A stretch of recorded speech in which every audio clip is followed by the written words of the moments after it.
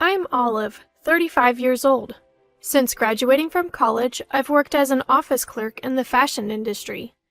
I've always been committed to my job, and it's been like my romantic partner. I climbed the corporate ladder quite smoothly because I love what I do.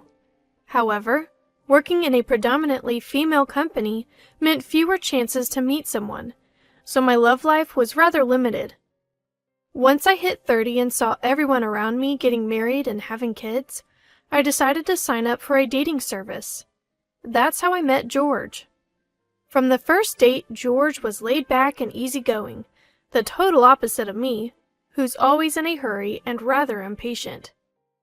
At times, I thought he was a bit unreliable, but then I realized that's something I can handle. I decided that George could fill the gap where I lack easygoingness and chose to marry him. George was raised by a single mother, but neither he nor his mom were interested in living together after we got married.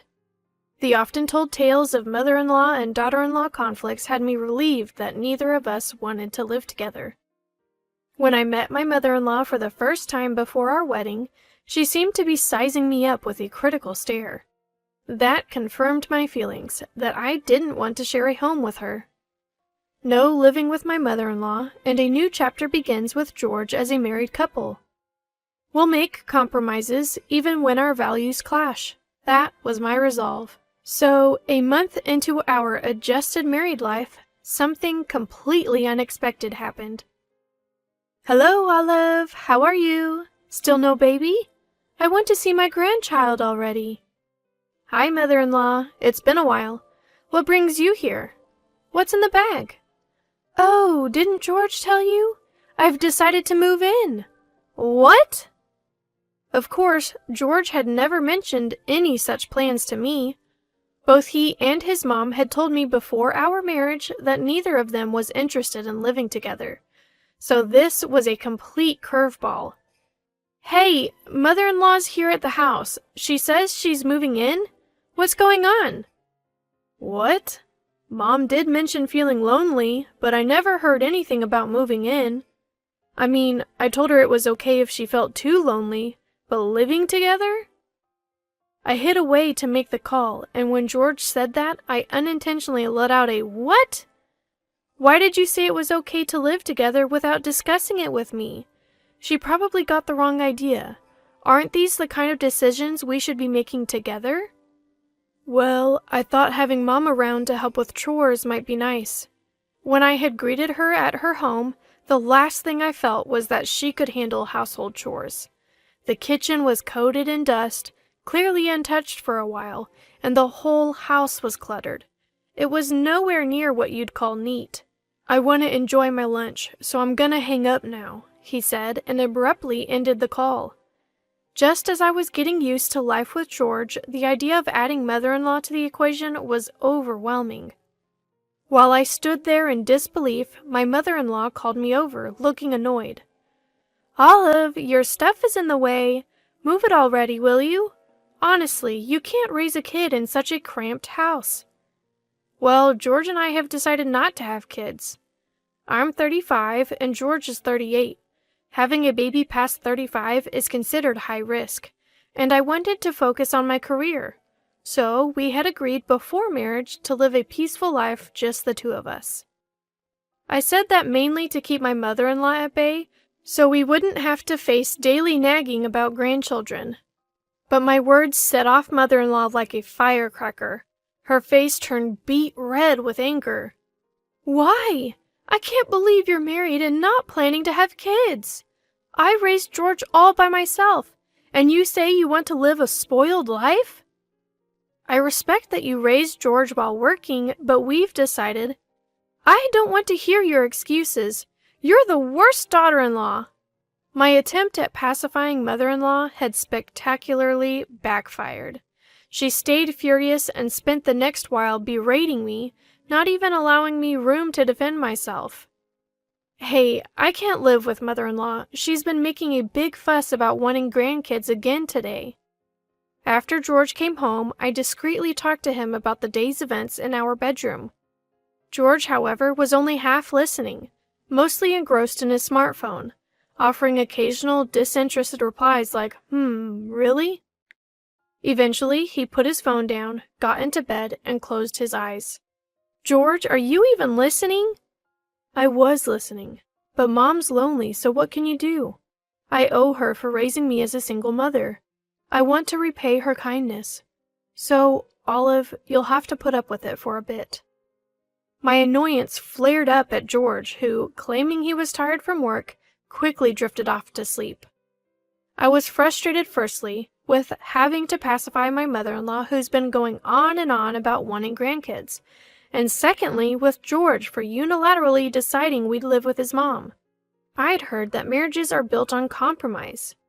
I knew families successfully managed to live with in-laws. Day one was a disaster, but to continue my life with George, it looked like I'd have to be the one making sacrifices. Waking George up to vent my anger was out of the question, so I accepted our living situation. Later, I'd realized this choice was a mistake. I often found myself wishing I'd shaken George awake that night, given him an ultimatum between his mom and me. Because the next day, mother-in-law's harassment began. Olive, just because you work doesn't mean you can slack on housework. George and I are starving, so hurry up and make dinner. Okay. When I got home from work, George had already returned and was watching TV with mother-in-law in the living room. George isn't someone who can't cook. Before, if I came home late, he would have dinner ready for me. Yet today, for some reason, he'd done nothing.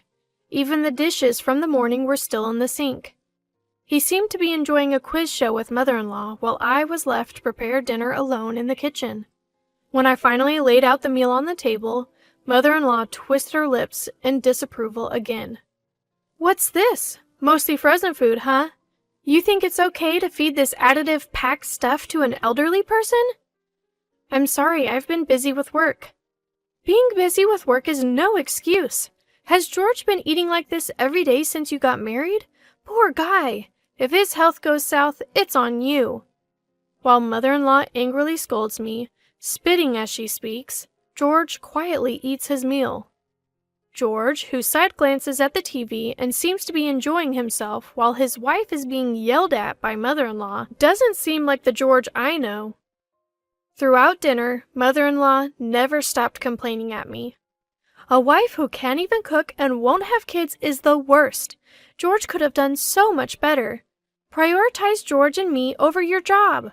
She kept going on and on until I was so mentally worn down I couldn't even understand what she was saying anymore.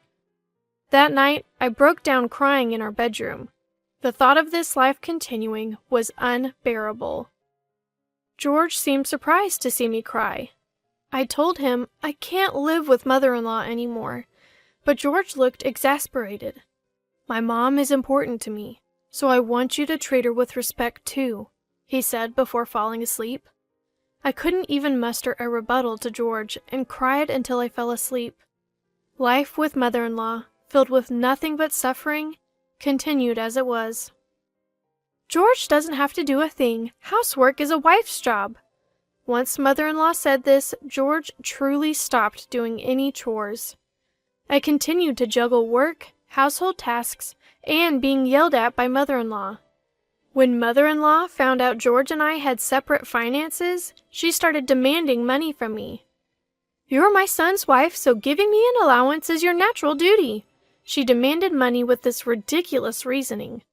I was so tired of being yelled at that I just gave her the money, thinking if it could be solved with cash, so be it. My home no longer felt like a place to relax. When heading back home after work, my feet felt as heavy as lead. I spent days wondering how long this life would continue, feeling utterly hopeless. Then, a pivotal incident occurred. I'm home. What's going on? Come here for a second. I arrived home that day, burdened with yet more emotional stress. Waiting for me at the entrance was George, his face twisted in anger. George, who had greeted me at the entrance, pulls me into the living room. There, sitting on the sofa, mother-in-law looked downcast.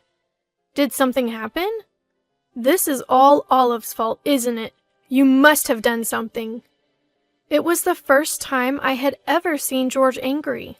Although I was shocked, I racked my brain. I had no recollection of doing anything to make mother-in-law feel this way. Feeling agitated, George finally told me what was bothering him. "I heard you've been making snide remarks to my mom every day when I'm not around. She even told me you only cook when I'm here, so she's not getting meals. What's your aim in being nasty to my mom?" I was dumbfounded and couldn't speak. George had fallen for the lies mother-in-law had fed him.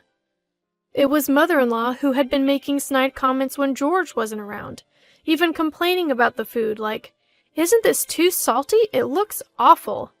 Yet I had never stopped serving meals. I was certain I had fulfilled all of mother-in-law's demands. "I haven't done any of that. I cook even when you're not here, and I've never made any nasty comments." "Stop lying." As George scolded me, mother-in-law looked over his shoulder at me and grinned slyly. George had decided that I was lying and took mother-in-law's words as truth. Looking at George like this made me feel like my head would explode. Maybe this is what people mean when they say they've woken up. As George continued to rage, he snapped at me. "Get out! Go back to your parents' home and reflect on yourself." Sure, I'll reflect. I really had to reflect. I had to reflect on why I had been wearing myself thin serving people like this. I quietly packed my things and left the house. When I got to my parents' house and explained the situation, they were shocked at my appearance.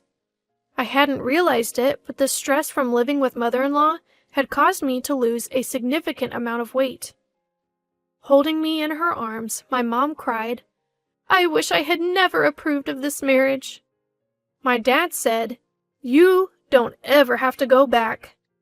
Luckily, my parents' home was a commutable distance to my job, so I took them up on their offer and started my life afresh at their house.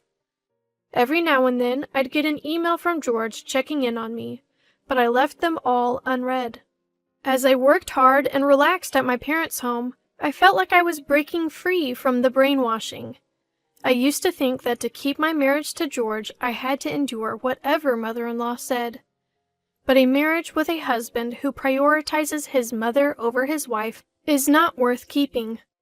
It took quite some time before I could look back and laugh at what a fool I'd been. Have you cooled your head yet? Yes, I feel much clearer now. Thanks for sending me back to my parents.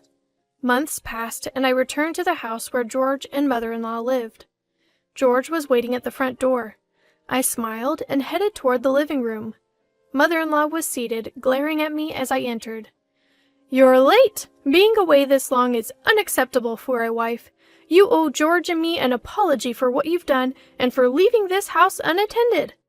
Mother-in-law spoke loudly, and George agreed as he sat next to her. Without sitting down, I pulled out some documents from my bag. "I won't apologize. However, I don't want to make either of you uncomfortable anymore, so I've prepared this." Both George and mother-in-law's eyes widened when they saw the papers I placed on the table. The document was a pre-filled divorce application. Divorce? Hold on, Olive. I never thought about divorcing if you just apologized to my mom. Don't get it twisted. I'm the one who wants to divorce. I'm tired of being yelled at by mother-in-law every day and being treated like a maid. I thought I was doing it all for you, George, but it seems you care more about your mom than me. I don't see the need to value someone who doesn't value me. I realized that after clearing my head at my parents' house. I expected George to be shaken. However, I was surprised to see mother-in-law trembling as well. "Now, Olive, calm down. Divorcing is a hasty decision. Maybe I've been harsh on you, but it's not that I hate you. I just wanted you to become a respectable wife." "I don't want to become a respectable wife as you see it, so thanks, but no thanks. What's making you so nervous? Is it because you had a hard time without your free and limited housemaid for these few months?" Mother-in-law couldn't argue with my statement. The house I'd kept clean despite all of mother-in-law's criticisms was a mess after just a few months of my absence. Clearly, housekeeping wasn't mother-in-law's strong suit. I came here today to deliver the divorce papers. If you're not willing to agree to the divorce, I've decided to consult a lawyer. Please mail it back as soon as you've signed. Goodbye. I left George and mother-in-law, both looking pale and downcast, and walked out of the house. Finally saying what I needed to say, I felt refreshed as I headed back to my parents' home. Shortly after, George promptly mailed me the completed divorce papers. I easily got my divorce and returned to a life where work is my primary relationship. I'm truly happy living life on my own terms now. As for George and mother-in-law, they seem to be living quietly in their dust-filled home. When I told the matchmaker who had set us up about our divorce, I was shocked to hear that George had re-registered with the dating service. He's apparently looking for a new housekeeper, but given his age and divorce history, his search for a life partner isn't going well. I had resigned myself to staying single forever after the ordeal, but recently a younger colleague told me he's interested in dating with marriage in mind. I'm unsure what to respond, but the truth is, I'm growing fond of this adorable, puppy-like person. We're in the stage of going on dates, and I have a feeling I'll end up being swept off my feet by this colleague. Here's hoping this marriage works out better than the last.